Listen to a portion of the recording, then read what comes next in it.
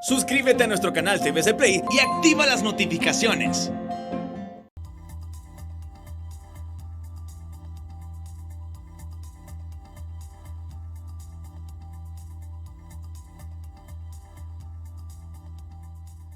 Buenas noches, bienvenidos al banquillo, gracias por estar con nosotros. Les saludamos a través de TSI, momentos clave del proceso electoral. Estamos a 6 días de las elecciones primarias e internas y seguimos con este termómetro político aquí en el banquillo para conocer de los proyectos, de las propuestas, de cómo se está estructurando el Partido Liberal. Hoy vamos a hablar con el precandidato presidencial del Partido Liberal, don Luis Zelaya Medrano. Ingeniero, qué gusto que nos acompañe. Estamos ya en la recta final y el próximo lunes ya las cartas estarán tiradas sobre la mesa. Ya a esta hora seguramente los temas sobre los que se estará hablando es de cara a noviembre. Buenas noches, bienvenidos. ¿Cómo está el movimiento? ¿Cómo está en estas últimas horas ya estructurándose? ¿En qué trabajan los políticos cuando se llega a estas instancias? Buenas noches, Chendo, un gusto estar aquí contigo en el banquillo. Son horas de estrés, o sea, estamos ya próximos a un proceso electoral, estamos organizando los últimos detalles, pero hay un estrés adicional porque las reglas del juego no están claras todavía, ¿no? Y eso claramente es una irresponsabilidad con la democracia en nuestro país. Pero nosotros, desde el movimiento Recuperar Honduras, ayer estuve en San Lorenzo, le mando un saludo a Tuyuya, al alcalde de San Lorenzo, que fue el anfitrión. Estamos optimistas con los números que tenemos. Claramente vamos a estar aquí en una próxima oportunidad como candidato del Partido Liberal ya oficial. ¿Qué dudas le genera el proceso a 6 días? No hay claridad en algunos temas que pueden ser cruciales a última hora y que de pronto pueden inclinar la balanza. Y nos vamos a centrar en lo que tiene que ver con el Partido Liberal, porque al final está en la lucha de 3. Bueno, en primer lugar, las credenciales se entregaron hasta este fin de semana y la ley establece que debieron haberse entregado 25 días antes. En segundo lugar, el tema de los cuadernillos. No se sabe todavía cómo va a estar, quién está inscrito, si van a poder votar o no, porque sabemos que hay inconsistencias. Y el tercer factor, las maletas electorales, o sea, no se han entregado y debieron haberse entregado con anticipación. Esperamos que mañana ya empiecen los primeros convoy para llevar todas estas maletas electorales a los diferentes rincones del país. Entonces, hay incertidumbre, claro que hay incertidumbre, pero eso no es bueno para el proceso electoral. Y esta incertidumbre la vienen sembrando desde el año pasado. Desde el año pasado venían con voces de que había que suspender las primarias, que dada la situación, y obviamente hemos llegado a 6 días del proceso electoral y seguimos bajo incertidumbre. Y reitero, esa es responsabilidad del Consejo Nacional Electoral y eso no abona en nada a la democracia de nuestro país. Ahora, pero el tema elección el domingo es innegociable. Que deben haber. Esa es la visión que usted tiene. Deben haber, y eso es lo que nosotros hemos dicho desde el principio, que no debe trastocarse el calendario electoral. Porque si se trastoca el calendario electoral de las elecciones primarias, da pie a que se pueda trastocar el calendario electoral de noviembre, que son las generales, y es la que nosotros no queremos permitir. En el tema de los cuadernillos, que sigue siendo el gran conflicto a hoy, bueno, aquí voy a involucrar a los otros partidos porque los nacionalistas están claros de que solo va a votar el que esté en el censo. Libertad y Refundación promueve que el ciudadano que esté en el ejercicio de sus derechos plenos tiene su identidad, sea esta la actual o si ya logra obtener la nueva en las próximas horas. Si no está en el censo, pero ahí esté ese individuo, presenta su identidad, se inscribe en el cuadernillo y vota. ¿Ustedes cómo han madurado la idea alrededor de aquel ciudadano que no esté en el censo, pero que tiene todo el derecho de votar, ingeniero? Yo creo que aquí, Chendo, manejamos dos conceptos. El primero es, todo mundo tiene derecho a votar. ¿Okay? Ciudadano que esté habilitado. Pero ¿quién en una mesa que llegue con su tarjeta de identidad o su documento de identificación sabemos si está inhabilitado por otras razones que la ley establece. No lo sabemos. O sea, ¿me explico? Tiene que estar en el padrón. Por eso es el padrón electoral. ¿Qué sentido tiene haber hecho un censo electoral? Si no importa si no estás en el censo, te puedes inscribir en una hoja aparte. Entonces pierde todo sentido el censo. Lo que nosotros siempre abogamos y dijimos, si el censo no estaba, utilicen el mismo censo de la vez pasada, se agregan los nuevos y se dan de baja los que han muerto. Pero ha sido de verdad una negligencia, una prepotencia de los organismos electorales, incluyendo el propio Registro Nacional de las Personas. Se pasan la pelota entre el CNE y el RNP, una irresponsabilidad enorme con el país, pero ese es un problema grave. Sí hay inconsistencias, pero te reitero, si alguien llega con su tarjeta de identidad, en la mesa no van a saber si esa persona está inhabilitada por otras razones, simplemente porque no está. Ejemplo, si va un militar o va un policía vestido de civil y va con su tarjeta de identidad, ¿cómo vas a saber? Se presta para un fraude. Se presta, claro que sí. Entonces, la idea que ustedes manejan alrededor de esto, ingeniero Zelaya Medrano, es que vote conforme al censo. Que vote conforme al censo, sabemos y reconocemos. Bueno, nuestro designado presidencial, Rodolfo Bueso, en San Pedro Sula, que le mando un saludo, no aparece en el censo. O sea, no va a poder votar. Entonces, hay una realidad. O sea, pero debemos partir de que no puede darse una libertad plena porque se prestaría a errores más grandes todavía. ¿Y cómo está la capacidad de movilización de su movimiento en este caso? Porque dentro de todas las inconsistencias que ha generado el censo, no sé si algunos seguidores suyos le han expuesto este problema que le planteo, que viven en la Kennedy y ahí han votado toda la vida en la Kennedy, pero al momento del enrolamiento, bajo este nuevo censo, a unos los mandan a votar a Talanga, a otros los mandan a la Villa en San Francisco. Los que tuvieron suerte, a otros no aparecen. Esa fue una maniobra para mí del Partido Nacional. Fue mal hecho por el Registro Nacional de las Personas. No preguntó el lugar donde estaba domiciliado para el voto, simplemente lo tomó per se y hizo traslados inconsultos, ¿no?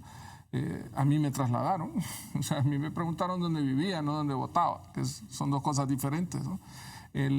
Pero tenemos que agregar. Pero si está en el censo, Luis Zelaya Medrano, sí, ¿dónde vota? Voto en el Atío donde vivo, en la escuela Sotero Barahona. Y mi esposa siempre ha votado en la República de Costa Rica porque ella vive en Palmira y ella la dejaron en el centro de votación, en la escuela de Costa Rica y por el Boulevard Morazán. Entonces agrega un componente adicional de movilización y eso obviamente son recursos. ¿Y quién tiene los recursos ahorita? Bueno, el gobierno y aquellos que están siendo financiados por el gobierno, así de sencillo. Nos ha hecho hacer un doble esfuerzo, pero lo estamos haciendo. Aquí es voluntad grande y al final es dignidad contra dinero y lo sabemos. Pero van a ver, estamos manejando esa logística porque prevemos que va a llegar gente a un centro de votación, van a llegar a las carpas, va a aparecer que vota en otra colonia y pues vamos a tener que darles transporte. ¿Hay recurso del gobierno para aspirantes liberales? No, de ninguna manera. O sea, por lo menos del movimiento Recuperar Honduras, de los que yo puedo dar fe, de ninguna manera. No hay recursos del Estado. Además son elecciones internas y deben corresponder a cada partido político.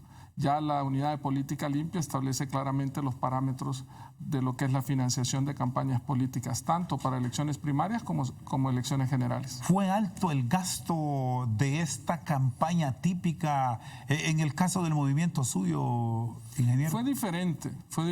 Hubo mucho menos gasto de movilización, de grandes concentraciones. Se centró más en el tema de redes sociales. Y está claro que el país vive una crisis económica, ¿no? Y esa crisis económica se traslada también al esquema político.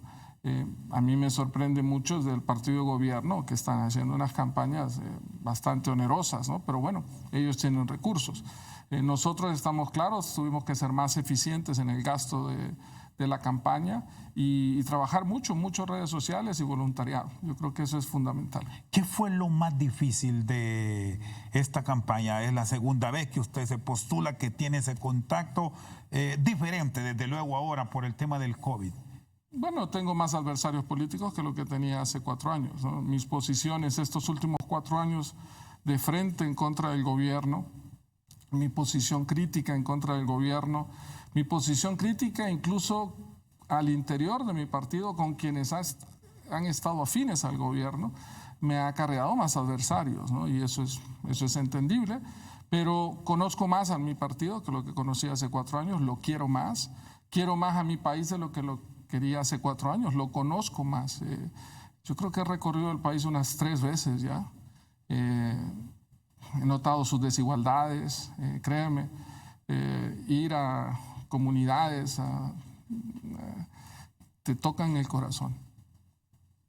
¿Qué es lo que más le tocó de esta campaña? Ya en un nuevo recorrido de país, bajo las condiciones que está viviendo ahora mismo, que más de los electores, hablemos de los electores como tal, porque sí, es el que valida de pronto más en una conversación un político, alrededor de 5 millones que están empadronados. Lo que más me sorprende, Chendo, es que Honduras es un pueblo noble, no ha perdido la esperanza, a pesar de todo. Hace como unas 5 semanas tal vez estuve en la Rivera Hernández, en San Pedro Sula. Y fíjate que fui hace 4 años, cuando estaba en la campaña primera, y no habían aguas negras, no hay agua potable, las calles están, entonces un lodo total, las heces pasan por ahí. Y regresé 4 años después y está peor que hace 4 años. Acababa de pasar los huracanes, todavía había mucho lodo, y te soy sincero, o sea, cuando iba en el carro dirigiéndome al lugar, dije, ¿qué voy a decirle a la gente? ¿Cómo me va a recibir? ¿Un discurso político cuando la gente lo ha perdido todo? Ha llegado a sitios, aunque usted es oposición, que el pueblo como tal, de pronto sin identificarse con un color, lo han insultado o no han querido saber nada. Es exactamente eso iba a llegar, o sea, eso es lo que más me sorprende. A mí no, y se lo agradezco a la gente, de verdad. Supones que eso puede pasar, porque la gente lo ha perdido todo, está enojada, perdió credibilidad y confianza en los políticos, pero la gente te recibe hasta con una sonrisa. Y en medio de la pandemia, la gente se baja la mascarilla y te quiere saludar, siempre quiere saludar al político. Tú te sientes un poco abrumado, decir, bueno, la pandemia y estar saludando a la gente, pero la gente siempre quiere saludarte y te dice las cosas, que ojalá que esta vez sí, y eso es una enorme responsabilidad para todos, los que estamos en este esquema político de cambiar nuestro país. Entonces eso es lo que más me ha sorprendido, que la gente, a pesar de todo, sigue con una sonrisa, te comparte lo poco que tiene y sigue albergando esperanza en el país. Yo creo que eso es lo que más me ha sorprendido. Está con nosotros esta noche el precandidato presidencial liberal Luis Zelaya Medrano. Vamos a una pausa, ya regresamos.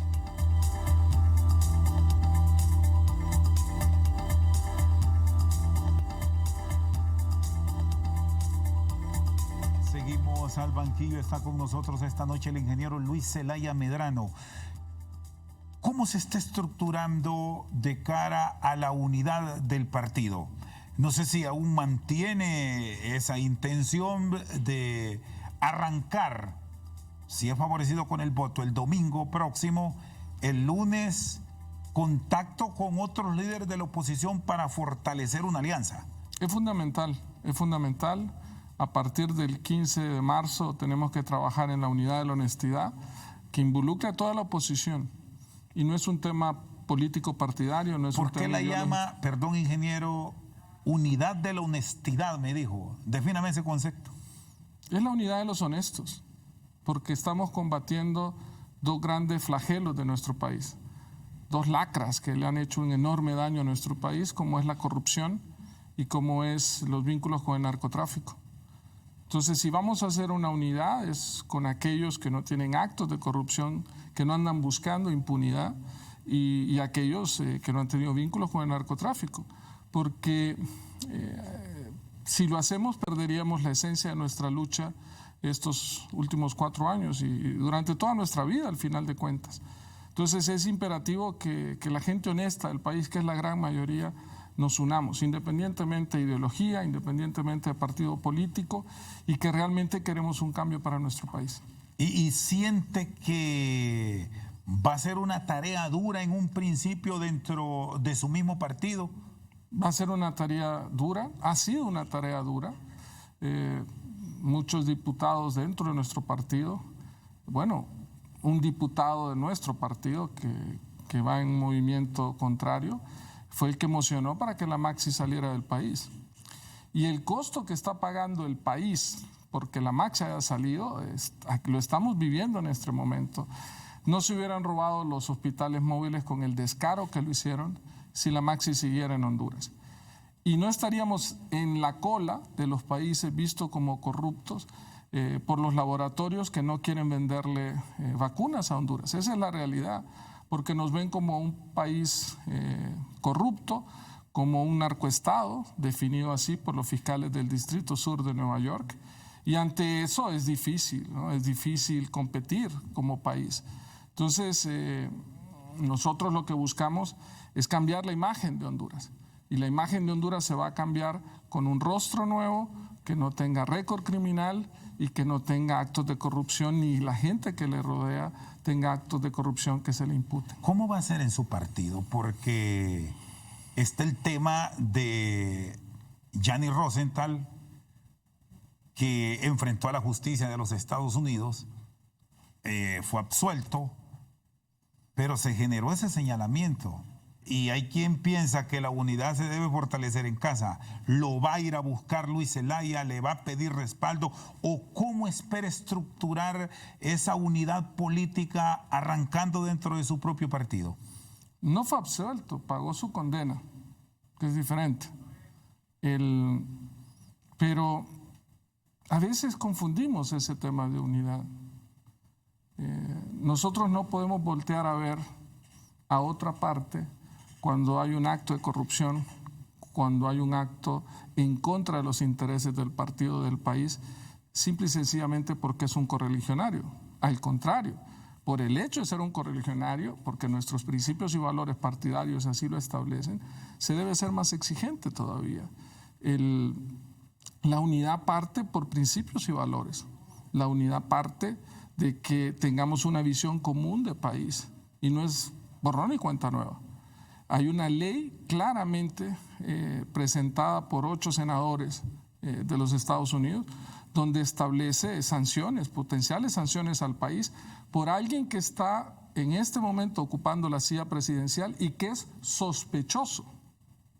¿Te imaginas qué le pasaría al país con alguien que ya ha sido declarado culpable en los Estados Unidos y que ha pagado una condena por ello? El país tendría serios problemas. Estados Unidos, el 70% de la balanza comercial es con Estados Unidos. Más de 1 millón de hondureños que viven en Estados Unidos y envían sus remesas. El TPS, las maquilas, todos los productos que van hacia Estados Unidos. Imagínate que le pongan un arancel. ¿Qué va a pasar? Las maquilas se van a ir a otro país. Entonces, no es por una persona, no es en contra de una persona, es las consecuencias que implicarían para el país. Pero sí consideraría algunos apoyos dentro de ese movimiento. Totalmente, totalmente. Hay gente honesta, gente correcta en todos los movimientos del Partido Liberal, en todos los partidos políticos. Así que gente honesta, debemos unirnos todos debemos unirnos porque Honduras necesita un cambio. No puede seguir con el Partido Nacional en el gobierno. Bueno, tuve la oportunidad, no sé si lo vio, de conversar con Gianni Rosenthal y me decía que cómo le hace estos cuestionamientos cuando usted fue a buscar a su padre. No es cierto, debo ser sincero. Sí tengo un agradecimiento con César Rosenthal, el hermano, con quien sí he tenido contactos. Yo a don Jaime Rosenthal lo vi 3 veces. No lo conocía antes, lo conocí 3 veces. La primera vez Harry Panting me llevó a conocerlo, me dijo que don Jaime me quería conocer, y eso era para las campañas primarias, y ellos apoyaban a Gabriela Núñez. En las generales sí tuve el apoyo de César Rosenthal, con quien tengo buena comunicación, y últimamente no, pero siempre le he guardado mucho respeto. Luego, en 2 ocasiones, él dijo que yo había ido a pedir apoyo. No es cierto, no recibí ningún tipo de apoyo, más que la pauta en sus canales de televisión y cable para las elecciones generales, y siempre lo he dicho en público y siempre lo voy a agradecer. También debo decir que en las 3 ocasiones que me reuní con don Jaime Rosenthal, que en paz descanse, fue muy deferente conmigo, fue de verdad, o sea, no tengo otras cosas que decir. Su madre fue siempre una dama, cuando me trató en las pocas veces que hablé, así que yo no tengo nada, y con él, con Gianni, nunca he conversado. Con quien he conversado es más con su hermano César. Y efectivamente fuimos a dejar un acuerdo de duelo por una resolución que se hizo en el Central Ejecutivo a solicitud, a moción de uno de los miembros, que es la que va de diputada, Ana Carolina Echeverría Heylot, y por unanimidad se decidió. Y yo, como presidente del Central Ejecutivo, me trasladé a San Pedro Sula, y ahí se entrega del acuerdo de duelo del Central Ejecutivo. Pero decir que fui a pedir apoyo, creo que está faltando a la verdad. ¿Respaldos económicos como tales no se han dado? Ninguno. El único respaldo fue la pauta publicitaria para las elecciones generales, y se hizo a través de su hermano César Rosenthal, y siempre lo he dicho en público y en privado, y se lo agradezco. Pero ningún tipo de apoyo diferente a esa pauta publicitaria que se estableció en los reportes que están en la Unidad de Política Limpia de las elecciones anteriores. Y con Ángel Darío Vanegas, él salió electo diputado bajo su corriente. Sí, ¿Cómo están las relaciones? Con Darío tengo mayor comunicación, sí, hablamos con mayor frecuencia. Bueno, con Gianni no he tenido comunicación, la verdad. Pero no se han buscado en aras de fortalecer un partido histórico de Honduras. ¿Con Darío? Sí, con todos los candidatos. No, con Gianni no he tenido la oportunidad de conversar, ni por Zoom, ni nada. Quizás en su momento se dará. Con Darío Vanegas sí tenemos comunicación frecuente, compartimos valores y principios, conozco a su familia, me ha abierto las puertas de su casa, y eso para mí es muy valioso, donde ha estado su esposa, Rosindira, ha estado su hijo, así que muy buena comunicación con Darío Vanegas. ¿Siente que hay posturas irreconciliables, o la política es eso como tal, que en determinado momento les puede permitir sentarse a los 3 y de pronto otros líderes del partido forjar una unidad que muestre músculo de cara a la elección de noviembre y buscar las alianzas con otras fuerzas políticas? La política es política. Los valores y los principios son esos también, valores y principios. Yo estoy consciente que navego entre esos 2 mundos, ¿no? Pero estoy claro que mis principios y valores, independientemente de la bandera partidaria, son inclaudicables. ¿Hay que sentarse a platicar con todos los sectores? Definitivamente que sí, pero jamás vamos a poder torcer nuestros principios y valores. Ahí es donde viene mucho que se habla de que el Luis intransigente, el que no quiere, cerrado, cuadrado. Vamos, yo creo que ¿Y eso le molesta que lo señalen así, que incluso le recuerden el resultado de la última elección que casi llevó al fracaso al Partido Liberal? ¿Cómo recibe toda esa crítica? No, yo la crítica de verdad, o sea, la recibo en función, política es política. Obviamente sí molesta cuando mienten, ¿no? Cuando faltan a la verdad, cuando quieren jugar con medias verdades o tergiversan la verdad, pero la crítica es la crítica. Y hay realidades. El proceso electoral anterior perdí, quedamos en 3er lugar, yo asumo la responsabilidad, fueron 484,000 votos. Lo interesante es que nadie quería agarrar la batuta del partido. ¿No se arrepiente a hoy, viendo cómo está el país, ingeniero Zelaya, no haberse unido con Salvador Libre y el Partido Liberal, que fue una de las opciones que se manejó para enfrentar en una alianza mucho más fuerte al Partido Nacional? Se hubiese dado, pero nunca fue una opción. Yo conversé con Salvador y con Manuel Zelaya Rosales y Salvador me dijo que había un acuerdo inquebrantable con Manuel Zelaya Rosales. Entonces eso nunca fue una opción, la alianza. Obviamente, como una estrategia política, se manejó de que a usted le ofrecieron la cabeza, que usted no había aceptado. Pero aquí lo digo, y de frente a la cámara, Manuel Zelaya Rosales miente cuando dice que me ofreció la candidatura. Y él lo sabe, y yo se lo he dicho a él en privado las veces que hemos platicado. ¿Y qué le ha dicho cuando le recuerda eso? Siempre es así, jocoso, melo. Sí, fíjese, es interesante. Él es un político astuto, ¿no? Cuando hablamos de ese tema, él desvía y empieza a hablar de otra cosa, ¿no? Él tiene esa viveza de la calle, ¿no? Eso de verdad. El político. ¿Se uniría con Libre? Me uniría con cualquiera que quiera un cambio en el país y cualquiera que no busque impunidad y cualquiera que no haya tenido vínculos con el narcotráfico y que realmente quiera el país. Si es de Libre, bienvenido, nos unimos, claro que sí. Pero estas alianzas, y que ya vamos a ampliar en el otro segmento, ingeniero, pero quiero cerrar con esto. ¿Usted la buscaría cediendo la cabeza si es el candidato o cómo ha visualizado todo? ¿O es muy temprano para pensar eso? Yo creo que todo el mundo pregunta, está bien la alianza, pero ¿quién la va a encabezar? Yo pienso que es un tema de país. El primer objetivo es sacar a estos delincuentes que gobiernan. Yo estoy consciente que ese es lo primero. No vamos a poder construir un mejor país si estos no se van del poder. Y eso pasa por la unidad. Y yo soy consciente de ello. Y la unidad se va a construir. ¿Quién la va a dirigir? Alguien tiene que dirigir el barco. Debe haber un capitán, estamos totalmente claros. Y debe haber un concepto de idoneidad.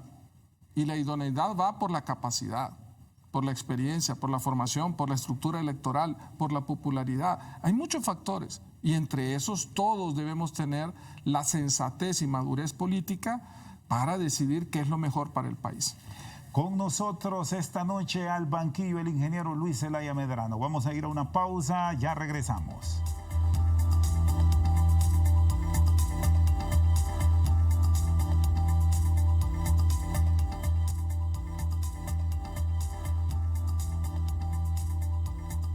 Seguimos al banquillo. Esta noche está con nosotros el ingeniero Luis Zelaya Medrano. No está escrito entonces en piedra.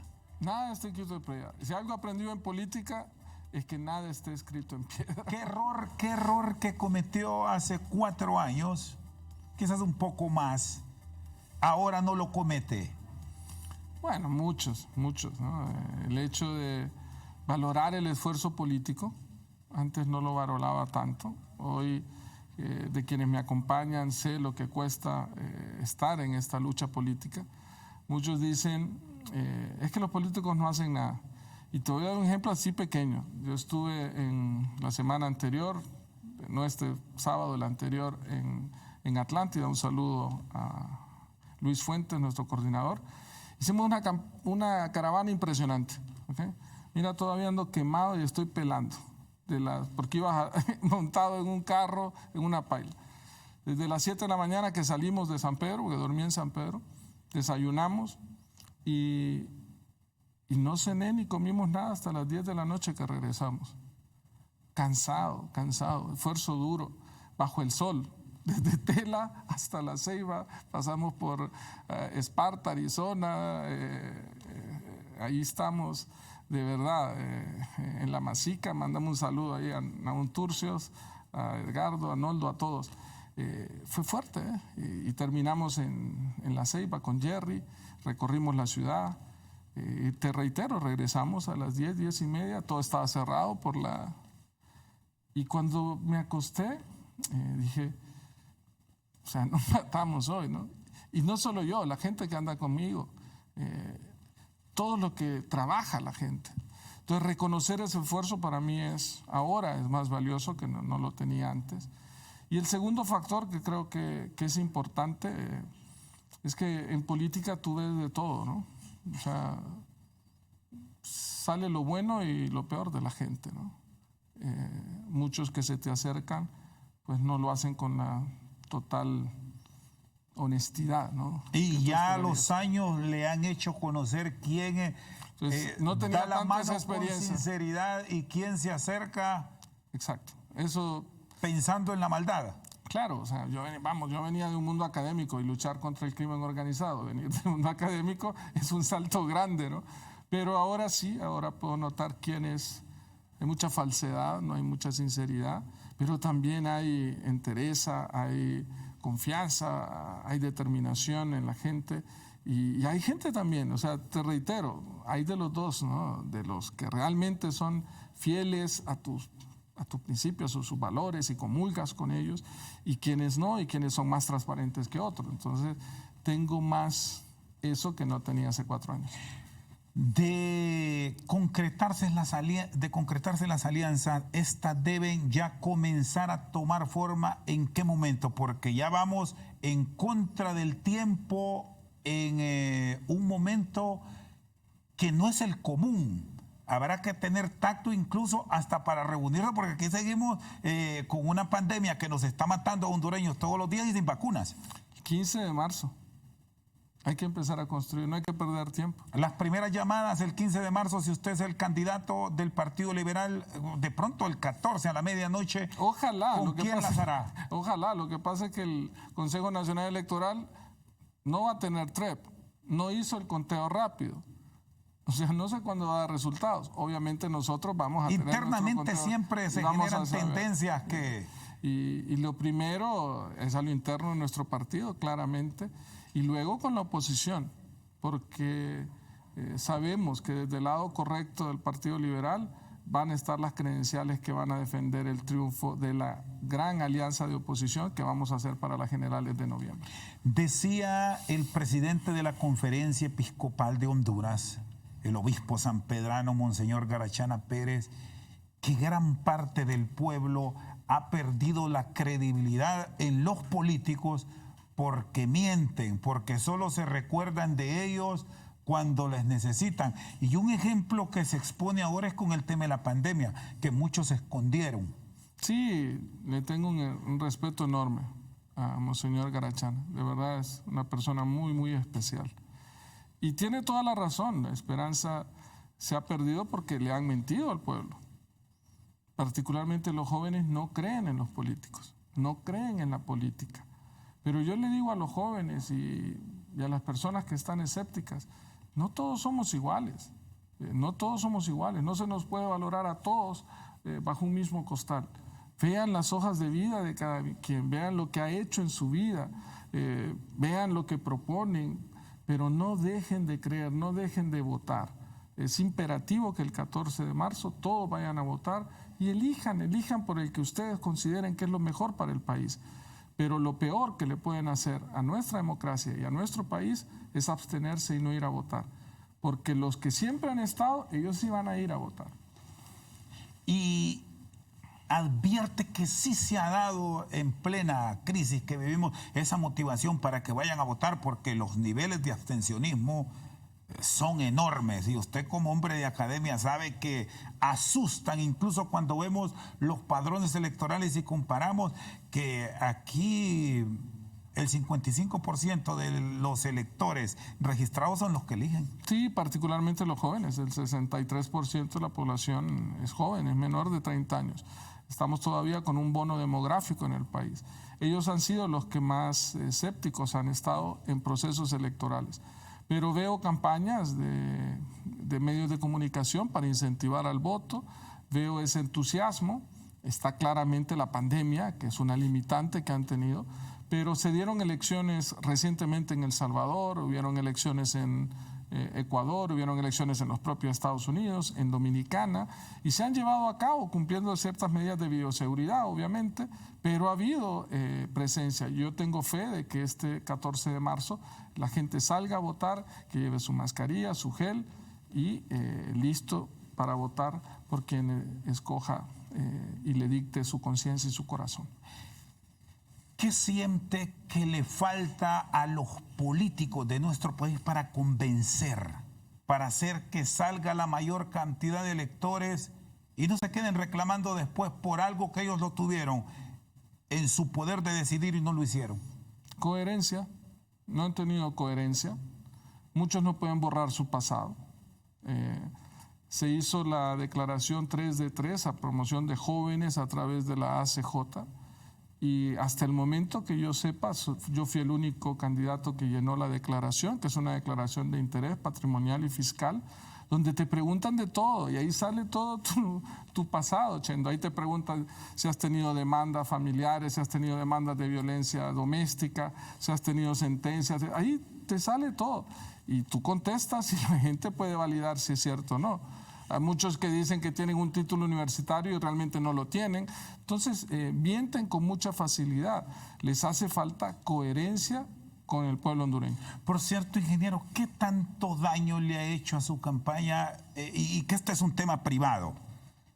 Y no se lo iba a consultar, pero usted me dice que fue a foros y ahí preguntan de todo, porque a veces lo privado es muy privado y cada quien tiene que responder por ello, pero el tema de su mamá, ¿qué tanto daño le ha hecho o le ha generado inquietudes? Porque al final la madre es la madre. Totalmente, pero ahí es donde ves la bajeza de la política, ¿no? Cuando no encuentras ningún acto de corrupción, cuando no encuentras vínculos con el narcotráfico, cuando no encuentras incoherencia, te vas por el lado familiar. Pero lo peor es que mienten. Y eso es lo peor. Y yo no lo veo tanto como que afecte la política. Es que ha afectado a mi familia. Yo amo a mi madre y siempre le he amado y yo estoy consciente y todos son testigos en mi familia y mis amigos cercanos y saben la calidad de hijo que he sido. Y voy a seguir siéndolo con mi padre y con mi madre. El tema es que hay nietos, bisnietos, sobrinos. Es toda una familia. Pero en la política eso no les importa. Hay que atacar a Luis Zelaya y no importa cómo, hay que atacar a Luis Zelaya. Lo que le digo al pueblo hondureño es mentira. Luis Zelaya jamás le ha quitado la casa a su madre. 5 de 6 hermanos, estamos claros que lo que queremos es protegerla. Y nos entristece. A mí me duele ver a mi madre en videos cuando la ponen a leer. Es duro, pero bueno, ese es parte del costo que he tenido que pagar por luchar por nuestro país. Y eso no le genera arrepentimiento y decir que usted estaba bien en una universidad, ¿para qué me metí a esto? Fíjate, todo o apenas esto es el inicio de algo que puede ser mucho más ácido en la general. Se lo voy a decir de dos formas. Antes de estar en campaña política, nunca había tenido ningún tema legal, nunca. ¿Okay? Estando en política, se los han inventado y los han creado. Porque es un tema político y yo lo entiendo. Pero mi pasado es el mismo, es exactamente el mismo. Y yo no tengo nada que ocultar de mi pasado, no tengo algo que avergonzarme de mi pasado. He cometido errores como todo ser humano, pero vamos, soy responsable de ello, ¿no? Ahí está mi hoja de vida, ahí está lo que todo mundo. Y créeme que me han rebuscado por todos lados, que si he tenido amantes, hijos por fuera, todo lo que quieren buscar, y no hay. Y por eso dicen, Luis el impoluto. Yo no soy impoluto. Yo tengo defectos. Tengo virtudes también. Pero uno de los defectos no es que sea mal hijo. Jamás he sido mal hijo. Jamás. Ni soy mal esposo, ni mal hermano, ni mal amigo. Y la gente lo sabe. Los que me conocen, vamos, claro. Pero en política todo se vale. Y estamos conscientes que esa lucha de ruin y baja es porque no hayan que achacarle a Luis Zelaya. Entonces, bueno, vámonos con esto y hagámoslo más grande y magnifiquémoslo y tratemos de bajarle su popularidad en razón de algo que no es cierto. Con nosotros esta noche al banquillo el ingeniero Luis Zelaya Medrano. Vamos a una pausa, ya regresamos.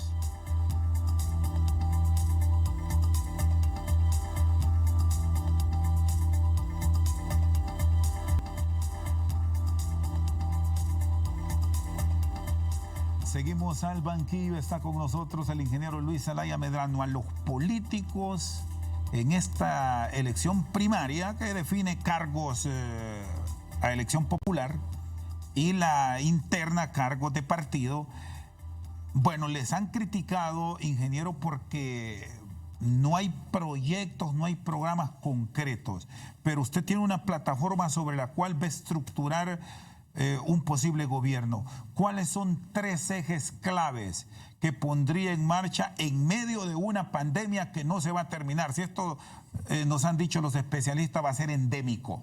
Es decir, puede llegar a gobernar y el COVID seguirá. Sí, nosotros hace 3 semanas presentamos nuestro plan de gobierno, 70 iniciativas, le llamamos Honduras, un país con futuro, y lo dividimos en 4 ejes. El primer eje es la reactivación económica para la generación de empleo. El segundo eje es salud y educación. El tercer eje es fortalecer la institucionalidad del país. Y el tercero es la política pública para el bienestar social. En el primero, tú lo has dicho, necesitamos un plan de vacunación. Si la población no se vacuna, el país no va a funcionar. Y lo peor de todo es que los países vecinos ya empezaron a vacunar. Ellos van a entrar en una normalidad, ellos van a recuperar su economía más rápido de lo que lo vamos a hacer nosotros. Y eso nos va a costar un costo enorme en competitividad. ¿Qué implica que El Salvador empiece a vacunar más rápido a su gente? Que sus fábricas van a empezar a trabajar con mayor normalidad más rápido, entonces sus productos van a entrar aquí. Entonces, a los empresarios locales les va a tocar recuperar mercado. Es más difícil. El plan de generación de empleo tiene que incluir la inversión pública, que ha estado estancada en 5.000 millones de lempiras en los últimos 4 o 5 años, de un presupuesto, Chendo, de 290.000 millones. Es nada.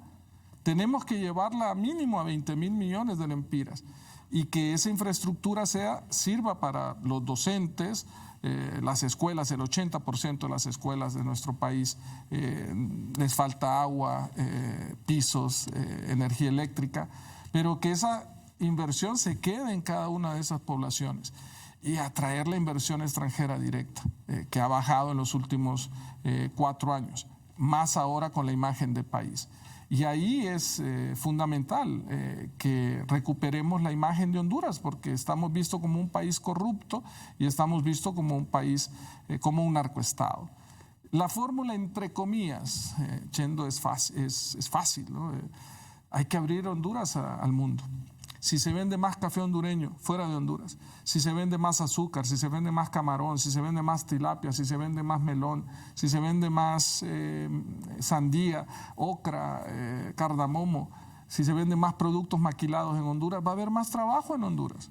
Por eso entonces es imperativo que toda la estructura de servicio exterior en el país se convierta en una estructura comercial de venta.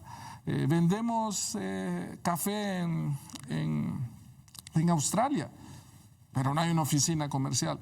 Pero sí vende Colombia, sí vende Guatemala, sí vende Costa Rica. Entonces, tenemos que ver el país hacia el futuro y abrir su economía. El tema frontal de combate a la corrupción, que usted lo ha señalado, va a ser también parte fundamental de su gobierno. ¿Cómo estructurarlo de manera que las decisiones que se tomen en Honduras también tengan el respeto de la comunidad internacional? En nuestro tercer eje, que es el de fortalecimiento de la institucionalidad del país, está el combate a la corrupción y la impunidad a través del fortalecimiento del circuito anticorrupción en Honduras, que lo incluye el Ministerio Público, obviamente a través de la OFERCO y las unidades, la Corte Suprema de Justicia, o sea, el Poder Judicial y todos los jueces anticorrupción. Y nosotros estamos abogando por fortalecer al Consejo Nacional Anticorrupción con presupuesto y aumentando sus facultades, para que la acción penal no solo sea monopolizada por el Ministerio Público, sino por el Consejo Nacional Anticorrupción u otro también, para que no quede solo en uno. Y muy importante, abogamos porque la MAXI regrese al país o cualquier otra institución similar, la CICI con H para Honduras, que venga a fortalecer y a complementar esa lucha contra la corrupción. Está claro que necesitábamos la MAXI, está claro que la MAXI debía seguir en el país, pero lamentablemente se tomó la decisión de sacarla. Ingeniero, le agradezco que nos haya acompañado. No, al contrario. Feliz noche y suerte el domingo. Tenemos que ganar este 14 de marzo. Honduras necesita un cambio y el Partido Liberal necesita reencontrarse con su gente, con sus principios y sus valores, y eso está en manos de quienes vayan a votar el 14 de marzo. Voten por el movimiento Recuperar Honduras, que ese es el movimiento del lado correcto y el que va a hacer esta gran alianza por Honduras. Muchísimas gracias. Con nosotros esta noche al banquillo el precandidato presidencial liberal Luis Zelaya Medrano. Por su sintonía, muchas gracias.